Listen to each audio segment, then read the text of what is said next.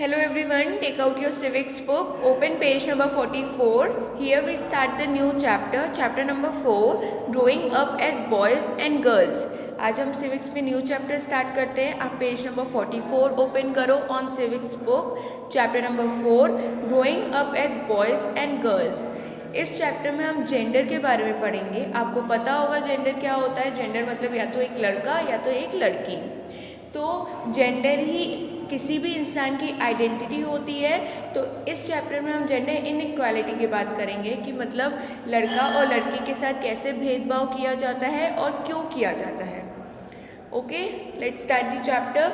Growing up as boys and girls. देखते हैं कि जो बॉयज़ और गर्ल्स की अपब्रिंगिंग होती है, जो बॉयज़ और गर्ल्स की बड़े होने तक, टीनेज होने तक क्या उनके साथ होता है, उनको कैसे ट्रीट किया जाता है. Being a boy or girl is an important part of one's identity. मैंने आपको बताया था या तो लड़का या तो लड़की, यही एक इंसान की आइडेंटिटी होती है जिसे हम जेंडर बोलते हैं. The society we grow up in teaches us what kind of behaviour is acceptable for girls and boys, what boys and girls can or can not do. हमें हमारी सोसाइटी, हमारे फैमिली मेम्बर्स हमें बचपन से यही सिखाते हैं कि हमें कैसे बिहेव करना चाहिए, हमें कैसे लोगों के साथ बात करनी चाहिए, उनके साथ कैसे रहना चाहिए, हमें क्या करना चाहिए, क्या नहीं करना चाहिए, एक लड़की को क्या करना चाहिए, एक लड़के को क्या करना चाहिए. ये हमें बचपन से ही सिखाया जाता है.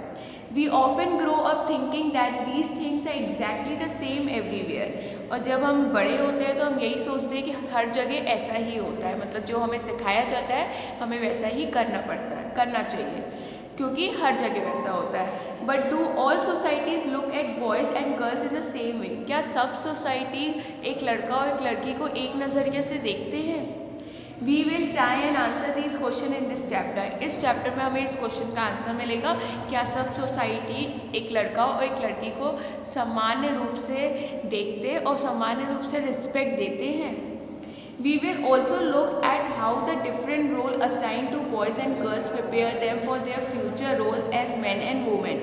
हमें ये भी देखने मिलेगा कि एक लड़का और लड़की को कौन कौन सी एक्टिविटीज़ करनी पड़ती हैं और कौन कौन सी अपनी लाइफ में चीज़ें करनी पड़ती हैं और डिफरेंट चीज़ें करनी पड़ती हैं. We will learn that most societies value men and women differently. ये तो हमें पता है जो सोसाइटी होती है वो एक लड़का और एक लड़की को अलग अलग नज़रिए से देखती है.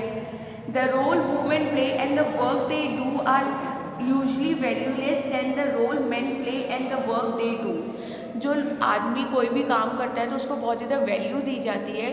क्यों? क्योंकि सबको लगता है कि वो कमा रहा है, वो बहुत मेहनत कर रहा है, तो उसको वैल्यू दी जाती है. लेकिन जो वुमेन होती है ना, वो घर का काम करती है, कुछ कमाती नहीं है, अर्न नहीं करती, ना पैसे कमा के लाती है, तो सबको उसका काम बहुत ज़्यादा वैल्यूलेस लगता है. मतलब कोई भी कीमत नहीं होती उसके काम की. जबकि ऐसा कुछ नहीं है. वुमेन भी मैन के समान ही काम करती है और वो भी उतनी ही मेहनत करती है.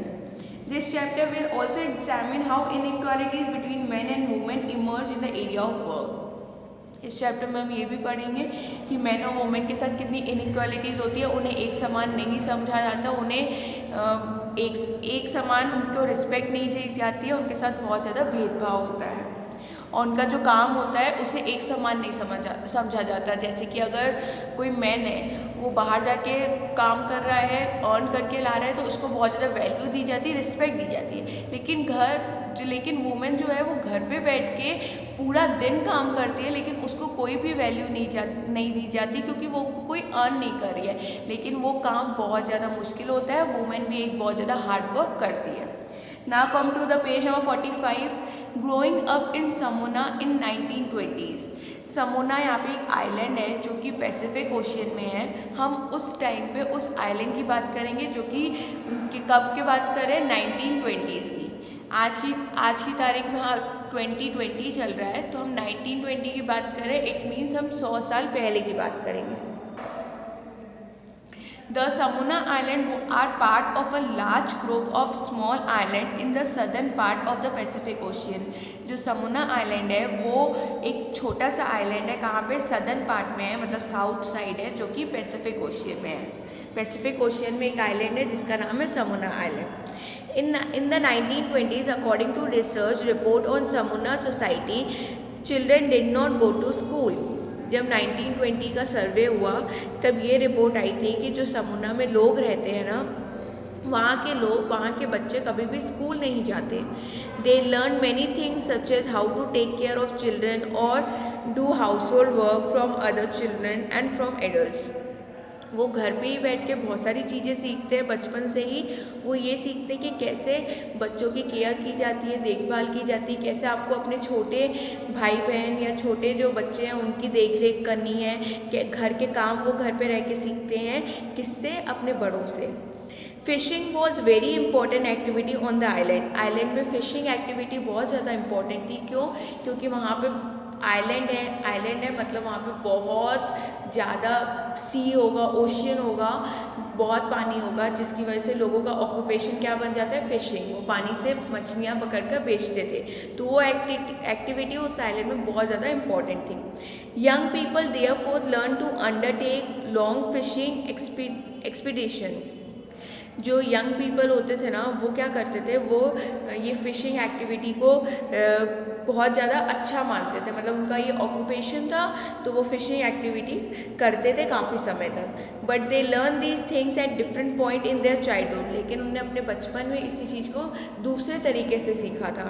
As soon as babies could walk their mothers और the other elders no longer look after him. जैसे ही बच्चे बड़े होते जाते हैं वहाँ पे समुना आइलैंड में, उसके बाद वो बच्चों की देख रेख नहीं करते हैं, मतलब कि उनको नहीं देखते, उनकी देखभाल नहीं करते हैं।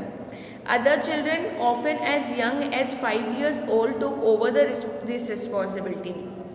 जब वो 5 साल के हो जाते हैं ना, तो उनके ऊपर ये रिस्पॉन्सिबिलिटी, जिम्मेदारी आ जाती है कि आपके अगर आप 5 साल के हो, आपसे छोटा अगर कोई भाई बहन है तो आपको उसकी देखभाल करनी है, उसकी केयर करनी है। Both boys and girls looked after their young siblings. Siblings का यहाँ मतलब होता है भाई या बहन। तो जो लड़का और लड़की होते हैं वो अपने भाई बहनों की देखभाल करते हैं, उनकी केयर करते हैं। But by the time a boy was about 9 years old, he joined the older boy was learning outdoor job like fishing and planting coconuts. जैसे ही लड़का 9 साल का हो जाता है तो वो बाहर जाता है घर से और फिशिंग और प्लांटिंग कोकोनट्स, ये सब एक्टिविटीज़ को सीखता है लोगों के साथ रह के।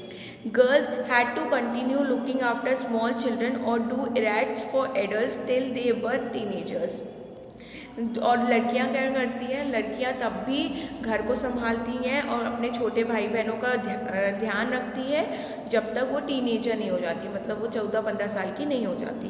But once they become teenager they had much more freedom. जैसे ही वो टीनेजर हो जाती है उनको भी आज़ादी मिलती है। आफ्टर द एज ऑफ 14 और so girls also went on fishing trips, work in the plantation, learn how to weave basket. जैसे ही लड़की टीनेजर बन जाती है, मतलब कि 14-15 साल की हो जाती है, तो वो भी फिशिंग सीखने जाती है, प्लांटिंग करने जाती है और बास्केट को बनाने भी जाती है। बास्केट की जो बुनाई होती है ना, उसको भी सीखने जाती है। तो जैसे ही लड़कियां टीनेजर हो जाती है 14-15 साल की, तो वो भी ये सब चीज़ें सीखने घर के बाहर जाती है। Cooking was done in special cooking houses where boys were suppose to do most of the work while girls help with the preparation. वहाँ पे कुकिंग हाउसेज भी हैं जिसमें खाना बनाना सिखाया जाता है। वहाँ पे ज़्यादातर काम और जो खाना बनाता है वो लड़के ही बनाते हैं, लेकिन जो थोड़ी बहुत तैयारी होती है खाने की वो कौन करती है? लड़कियाँ करती हैं। तो ज़्यादा वहाँ पे कुकिंग हाउसेज में लड़के ही बनाते हैं खाना और उनकी जो हेल्प होती है, उनकी जो मदद होती है वो लड़कियाँ करती हैं। तो ये समुना आइलैंड के बारे में था, जहाँ बच्चे कभी भी स्कूल नहीं जाते और बचपन से ही बच्चे घर के काम और हाउस होल्ड वर्क हो गया या फिर अपने भाई बहन की देख रेख हो गया, भाई बहन को संभालना, ये सब वो करते हैं। और जैसे ही लड़का 9 साल का हो जाता है तो वो बाहर जाके फ़िशिंग और जो एक्टिविटीज़ होती है वो अपने से बड़ों से सीखते हैं। और लड़की जैसे ही टीनेजर हो जाती है, मतलब 14-15 साल की हो जाती है, तो वो भी घर से बाहर निकल के बहुत सारी चीज़ें सीखते हैं। ओके, आगे का चैप्टर हम नेक्स्ट वीडियो में कंटिन्यू करते हैं। Thank you.